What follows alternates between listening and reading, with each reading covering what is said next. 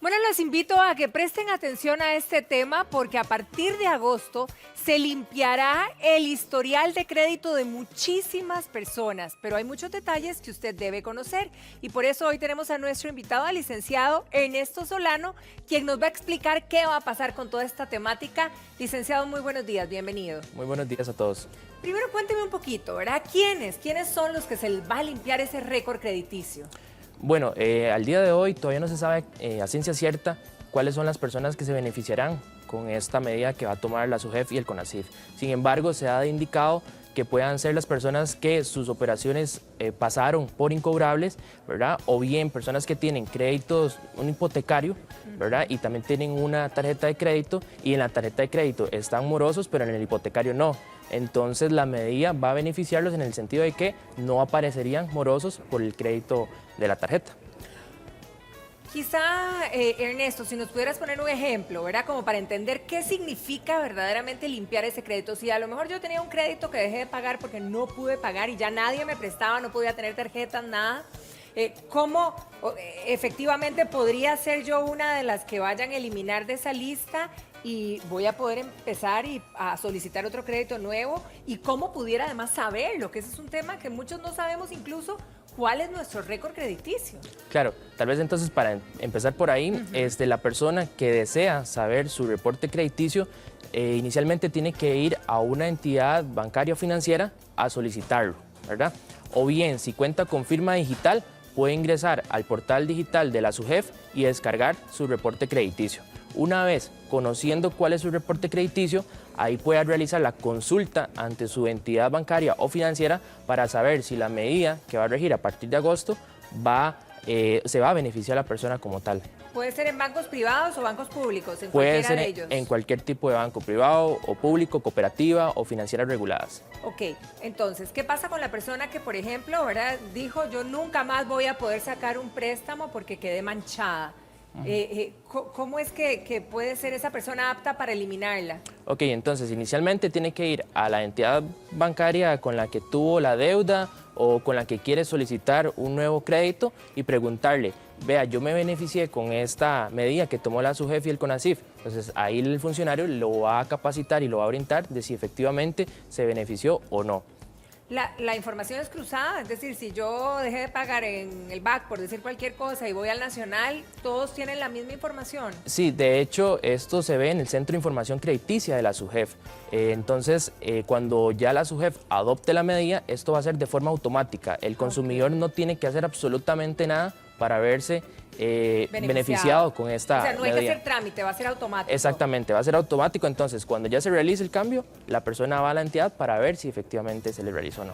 Quizá en esto como para ir entendiendo, ¿verdad? Los niveles de mancha en los créditos, ¿hay niveles diferentes o básicamente quedé manchada igual que el otro si debía 1 colón o debía 1000 colones? Bueno, ahorita la SUGEF tiene un tope de 25.000 colones que ya cuando supera ese monto, ya las entidades pueden pasar por incobrable una deuda. Pero al final de cuentas hay 4 factores que van a tirar de una vez la operación a la peor categoría, que es la número 3, ¿verdad? Entonces, si un fiador asumió la deuda y la pagó, o bien si el deudor dio la garantía en pago de la deuda, lo que se conoce como dación en pago, ¿verdad? O bien si la deuda pasó por incobrable, en estos 4 supuestos la persona pasa directamente a la peor categoría. Son 3 categorías, la 1, la 2 y la 3. La 3 es la peor y la 1 es la mejor. Yo sé que la gente y nuestros amigos allá en casa tienen muchísimas dudas al respecto, así que les ofrecemos hacer sus consultas vía Facebook, está ahí a su disposición, y también el WhatsApp, que lo tienen ahí arribita, el 88820606, para que vayan haciendo las consultas. ¿En qué momento, Ernesto, puedo decir yo que este es un incobrable o un moroso? Con un mes soy moroso, ¿en cuánto tiempo puedo ser una deuda incobrable? Bueno, normalmente las entidades financieras pasan la deuda por incobrable cuando ya superan los 120 días hábiles, normalmente. O sea, básicamente 4... Como 4 meses, aproximadamente. También a los 90 días la entidad financiera tiene que pasarlo a cobro judicial, porque tienen que hacer el comunicado ante la SUGEF para hacer las provisiones respectivas. Claro. Pero al final de cuentas son 90 días para que la deuda pase a cobro judicial y 120 días para que lo pasen como incobrable. Ahora, ¿qué pasa, por ejemplo, en qué momento puedo quedar yo manchada, digamos, en esos 120 días cuando yo soy incobrable?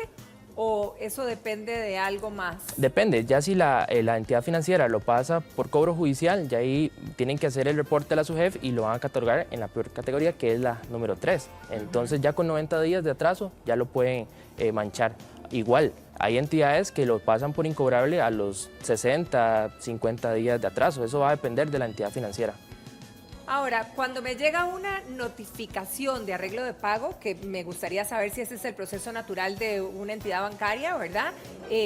Todavía no estoy marcada, ¿verdad? ¿Puedo tener posibilidad de arreglarlo? Depende, como le digo, eso va a depender de cada entidad financiera y de sus políticas propiamente. Entonces, si la entidad financiera tiene en sus políticas que ya con 40 días de atraso lo paso por incobrable, bueno, ya esa persona entonces al día 46 ya va a estar manchada, ¿verdad? Su récord crediticio se va a ver manchado. Entonces, eso va a depender de cada entidad.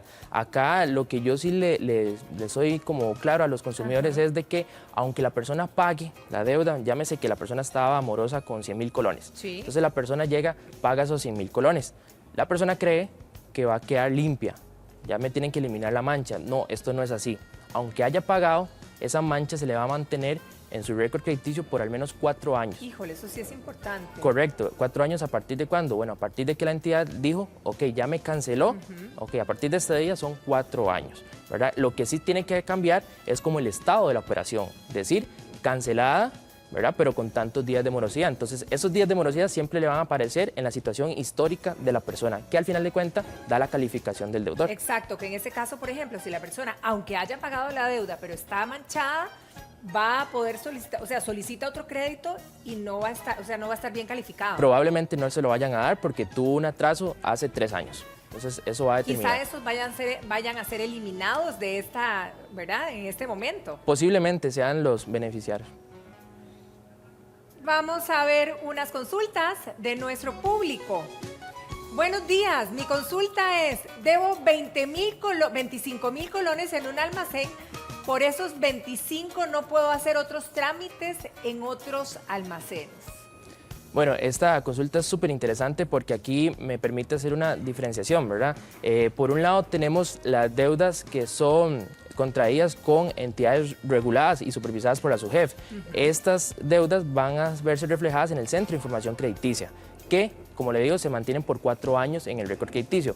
No obstante, si las deudas son adquiridas con entidades financieras no reguladas, ¿verdad? Con un almacén o entidades que prestan dinero, ¿verdad? No tienen ningún tipo de regulación, esas manchas pueden estar hasta por 10 años en el récord crediticio de las personas. Pero esas manchas, digamos, esas manchas que son, que es muy natural que saque un televisor a plazo, una refrigeradora a plazo, que eso pasa mucho en nuestra población, ¿esa mancha queda solo a nivel de este tipo de establecimientos o a nivel de banca también? Bueno, es que existen protectoras de crédito que se dedican a recopilar información crediticia de las personas. Entonces, cuando se genera una mancha en este tipo de almacenes, esa mancha se va a ver reflejada única y exclusivamente en estas protectoras, no en la SUGEF, ¿verdad? Okay. Entonces, siempre es recomendable que la persona revise tanto el Centro de Información Crediticia de la SUGEF y también en las protectoras de crédito para saber si tiene o no en los dos lugares. Ok, perfecto. Tenemos otra consulta de nuestro público, así que vamos a verla.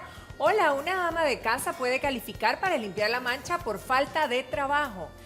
Qué interesante esta pregunta. Si me quedo sin trabajo y no puedo pagar la deuda, ¿puedo estar manchada? Sí, efectivamente, lo que va a determinar o lo que va a generar la mancha es la falta de pago, ¿verdad? Entonces, no importa el estado de uno privado, digamos. No importa, exactamente, no importa si la persona es ama de casa, si es profesional, en fin, eso no va a significar algo en cuanto a la mancha. Ok, ¿qué pasa, por ejemplo, Ernesto, en el caso de que mi hermano no paga su deuda y yo era la fiadora? ¿Yo también puedo mancharme? ¿Mi historial se mancha si es que yo no pago la deuda? Sin duda alguna, los fiadores tienen las mismas obligaciones que las personas deudoras, ¿verdad? Entonces eso conlleva obviamente a que si se genera una mancha por falta de pago del deudor, el fiador también se va a ver implicado. Y de hecho eso es una de las formas en la que se mancha o se pone en la persona en la categoría número 3, que es la peor. Entonces al final de cuentas ambas personas se van a ver perjudicadas. Híjole, tenemos otra consulta que creo que tiene ligamen también con este tema de las fianzas. La tenemos ahí. ¿Qué sucede si soy fiador de una persona que dejó la deuda botada y nunca pagó?